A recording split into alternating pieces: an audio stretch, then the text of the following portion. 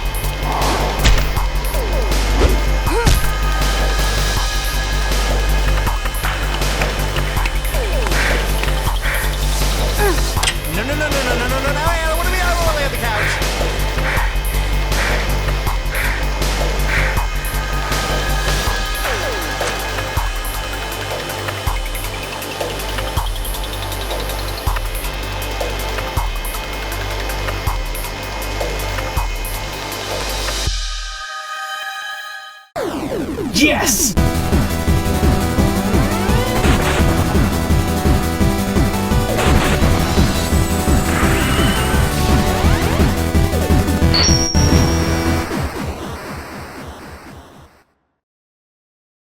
Pretty awesome way to start out today's video, huh guys? Hey everyone, and welcome back to another brand new episode of The Completionist.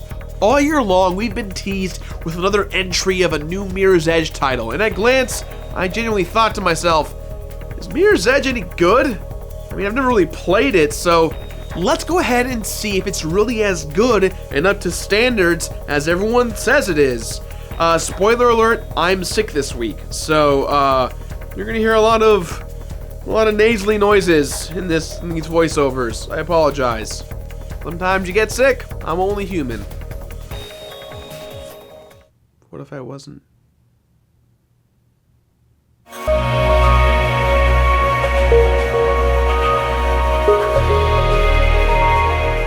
Despite the continued success of the Battlefield franchise up to that point, creative director of DICE, Ben Cousins, stated that in 2007, his studio was focused on creating something fresh and interesting. Considering DICE's first-person shooter pedigree and the genre's massive popularity throughout the PS3 and 360 console generation, many expected this new title to be the latest entry in the shooter genre. But when the first gameplay of Mirror's Edge was shown in February of 2008, complete with genre-bending mechanics and remarkable visuals, Dear God, the city's bright! No one could make that mistake for it being just another FPS. Upon its release in November of 2008, Mirror's Edge made a lasting impression on the gaming world that's held strong despite the fact that the franchise hasn't had another entry since then. But with the release of Mirror's Edge Catalyst drawing near, it seems like a good time to look back and figure out just what made the first Mirror's Edge so unique. Oh God, seriously? Can I get some sunglasses for this review? I'm gonna go blind. Mirror's Edge takes place in a seemingly utopian metropolis. Crime is virtually non-existent, poverty has been all but eradicated, and the streets and buildings are so pristine that you could practically eat off of them. It's like Batman's wet dream. That's a horrible description. Well, it would be if it weren't for the strangling totalitarian government that presides over the city. All communication is monitored, all media is controlled, and democracy is present in name only. Since the various revolutionary groups within the city can't Skype one another without Big Brother watching, it's up to the parkour specialists known as runners to ferry critical information between them. The player controls Faith, one such runner who's part of an entire network of free-running delivery people, which includes Celeste, Faith's bestie, and Merc, a former runner and current mentor to Faith and Celeste, who feeds them with information when they're out on missions. After completing one such mission, Faith heads back to headquarters and begins eavesdropping on police radio chatter, specifically that of her cop sister Kate. But when she suddenly overhears shots fired at Kate's location, Faith leaps to the rescue. Faith finds Kate next to the dead body of Robert Pope, who, until recently, had been running for mayor on a particular unpopular platform. Spoiler alert, it's not Google+, although it could be Google+. I'm pretty sure it's Google+, you guys. Kate explains that Pope was alive when she arrived and that she must have gotten knocked out because by the time she came to, Pope had apparently been shot with her gun. Faith suggested that they both get the hell out of Dodge, but Kate refuses, instead asking Faith to help find a way clear her name. Just before Faith leaves Kate alone to get arrested, she discovers a slip of paper that has the word Icarus written on it. It's a classic murder mystery, complete with a frame-up and a government conspiracy. Can Faith prove her sister's innocence? What is Icarus? Where the hell are those sunglasses? Having never played Mirror's Edge before, I'm certainly interested, but I wonder how exactly the game plays. Sure, the story is intriguing and the game looks nice, but to me, you need good gameplay to get me invested. But thus, I can't judge this cover quite yet. Let's take a look at presentation.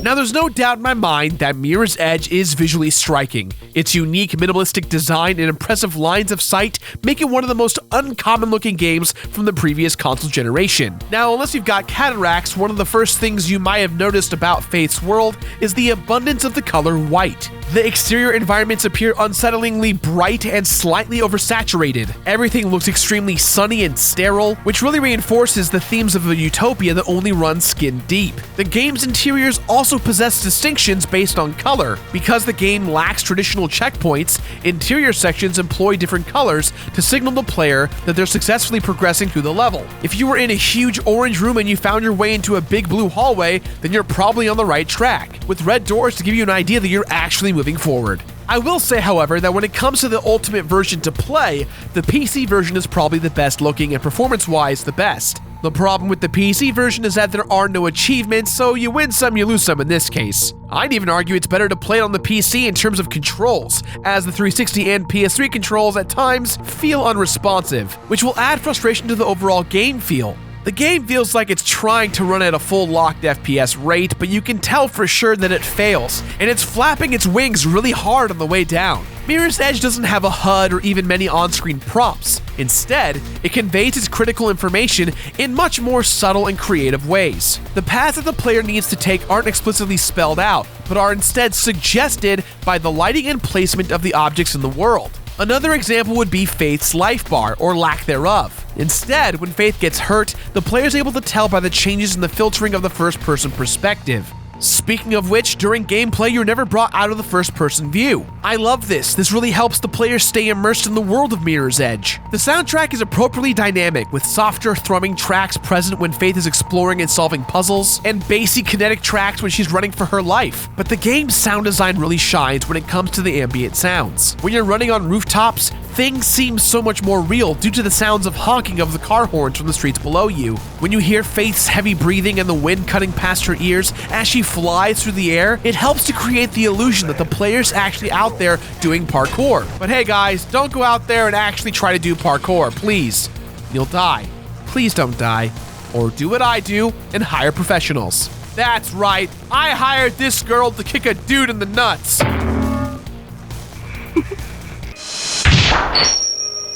Mirror's Edge is one of the few entries, if not the first, into the first-person platforming genre. The levels involve Faith attempting to get from point A to B by running, jumping, sliding, climbing, and crawling her way through buildings and rooftops. But the game essentially can be divided into two types of play: exploratory and high speed.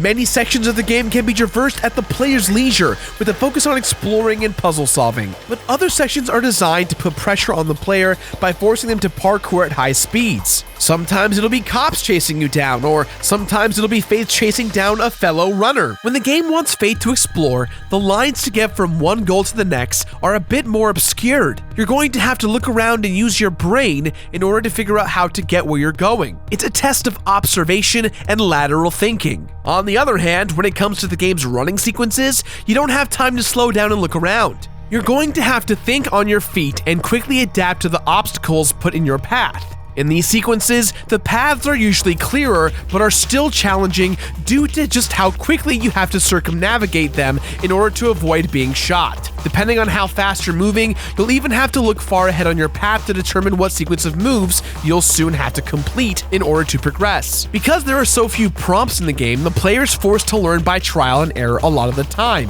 You make a jump, you fall flat on your face, you try again from another angle, and you nail it. But that's not to say that the entire game is one arduous slog of trial and error. Instead, the game early on teaches you its mechanics at a slow and steady pace. Mirror's Edge deliberately and meticulously teaches you its visual language, so that as you progress, you're able to read the environments with less and less effort, which basically translates into you being able to see more of the code in the Matrix the more you play. Or in this case, look at the color coding of the color red. Starting out, the game teaches you that the color red is important. When in doubt, look for the color red. The red pill. Wait, the red pill's the bad pill. Hey, is it the red pill or the blue pill? The blue pill puts you back, the red pill puts you... No.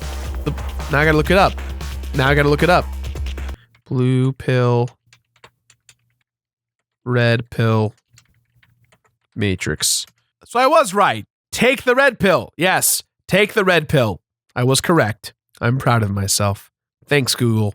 And more importantly, thanks Google+. The game also employs a couple of mechanics to aid the player in their free-running adventure. Reaction time allows Faith to slow down time a bit in order to get a leg up on particular difficult sequences or fights. Faith can only enter this mode after building up enough momentum, so players will have to plan accordingly. Then there's runner vision, which automatically highlights objects that Faith approaches in order to let the player know that the object is interactable. It's essentially a guide to help the player avoid becoming a stain on the sidewalk. Again, look for the color red, take the red pill. But if you prefer a more challenging parkour experience, fear not, for this mode can be turned off at any time. Now, Mirror's Edge does have a little bit of combat, but honestly, it's nothing to write home about. If necessary, Faith can use kicks and punches to quickly disarm her assailants. She can even pick up and fire the guns that are dropped by her dispatched foes. But it's clear that combat is not the focus of the game. The combat is a bit choppy and unresponsive, and the gunplay seems extremely bare bones. All this combined with the fact that Faith is incredibly slow when holding a weapon, and the fact that these combat encounters seem entirely optional, just goes to show that the free-running mechanics are where the game is at. Faith can't take a hit, but she can run. Run, Faith, run! Wow, you have a lot of energy. Damn, you're just gonna keep running, aren't you? Where are you getting all this energy from? One game can only load for so long. For the seasoned completionist, Mirror's Edge efforts of creating extra content succeeds in ways that may make you tear your hair out.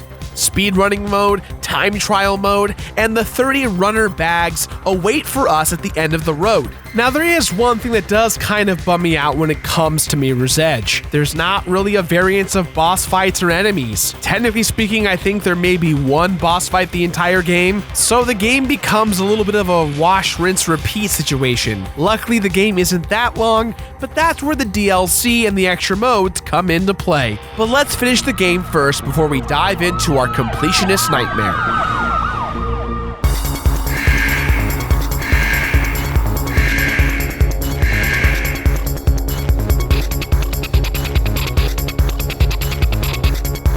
Having discovered that Project Icarus is actually a plot to train government soldiers in the art of parkour in order to bring down the runners, Faith has got the odds stacked against her. In addition to that, Merc has been killed in action and Celeste has been revealed to be Pope's assassin. Turns out that she's hoping to stay in the winning side of the runner war. Despite the dwindling odds, Faith sets off toward the Shard, the monolithic tower that contains the city's surveillance servers and Mayor Callahan's office. And it also happens to be the same place where Faith's sister Kate is being held hostage. After destroying many of those servers, Faith gains access to the roof where Kate is being held at gunpoint by Jackknife. yet another former runner who's given into the dark side of the government. I almost said force, but that's not right. Stupid is as stupid does, sir. Jackknife and Kate board a getaway helicopter, but Faith quickly leaps into it and kicks Jackknife out, sending him falling to his death. Barely saving her sister's life, Faith and Kate stare out at the cityscape,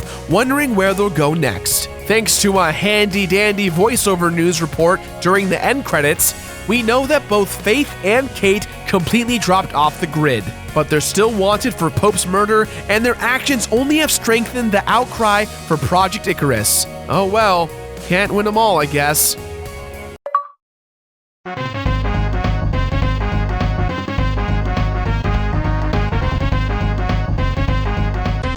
Oh boy, we have a lot to cover for this completion bonus, so let's do our best. Here we go. While Mirror's Edge doesn't exactly have a 100% completion bonus, it does have a couple of nifty unlockables. Completing story mode will unlock the hard mode version of the story, which essentially is the same game, but with runner vision turned off completely. That red pill won't come in handy this time around. It's a small challenge that actually adds a whole lot of depth to the game. When you've trained yourself to recognize lines of traversal and interactable objects, the runner vision simply isn't necessary, and turning it off only immerses you in the world even further. Beating the story mode will also unlock speedrun mode, which applies a different time trial to each of the Mirror's Edge chapter stages. It's a simple and nice little challenge to spice things up for players who want a bit more. And by simple, I mean it's really hard. The game also includes a time trial mode, which is completely separate from the story mode and speedrun mode. These time trial levels involve Faith simply getting from one point to another in the fastest time possible by using all of her skills. And by all of her skills, I mean skills that you may not even have known existed in the game. These levels are unlocked by completing the various chapters in the story mode, and some are even unlocked by beating other time trial levels. There was even a DLC map pack for the time trial modes that added a few new levels. These levels don't take place in the usual urban sprawl though. Instead, they were in a floating, abstract space that put the focus clearly on the obstacles in front of Faith. These levels include a lot of shortcuts and alternate paths, so a lot of time can be lost here if you're susceptible to that whole just one more run mentality. Mirror's Edge also contains 30 runner bags hidden throughout its 10 levels. Each level has 3 bags tucked within them, but they really don't do much outside of being cool collectibles that will nab you some achievement points as you find them. Some of these bags will unlock some cool concept art though. It's like an augmented reality game that only Faith is playing.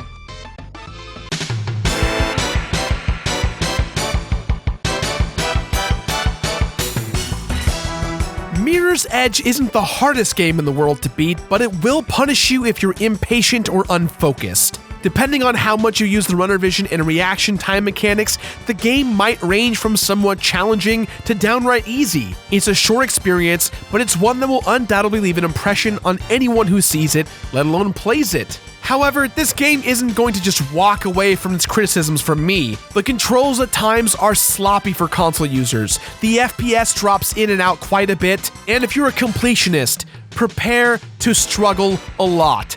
I can't stress enough how difficult it is to complete this game. The speedrunning mode and time trial modes will make your fingers hurt a ton. There's a lot of achievements that are also kind of weird to get and annoying. Hard mode story playthroughs, beat the game without firing a gun. And here's the kicker in all of this, it's 2015. For the Xbox 360 version, the online aspect of leaderboards and rankings goes off at any given moment. And this game was released in 2008. One second I've got 3 stars on all my levels, and the next I'm offline. This was a problem since launch, which means I played through all the time trial modes for a second time offline. And mind you, these time trial modes are designed for speedrunners. I am not great at this game, but I will tell you that after this experience, I will never, ever pick it up again. These and only these parts really piss me off. The regular game mode had great execution, but these modes showed the game off at its worst. Combine these modes, their difficulty, and the already clunky controls, and you're in for a world full of hurt. I really hope this stuff gets taken care of in Catalyst, because these portions of the game really make me not want to play it ever again. Make no mistake, this game is designed to get your blood pumping when you play, and at that, it succeeds. It's an exercise in fast-paced puzzle solving with a veil of exhilaration over it. Bottom line, there aren't many things like this, so it's definitely worth checking out.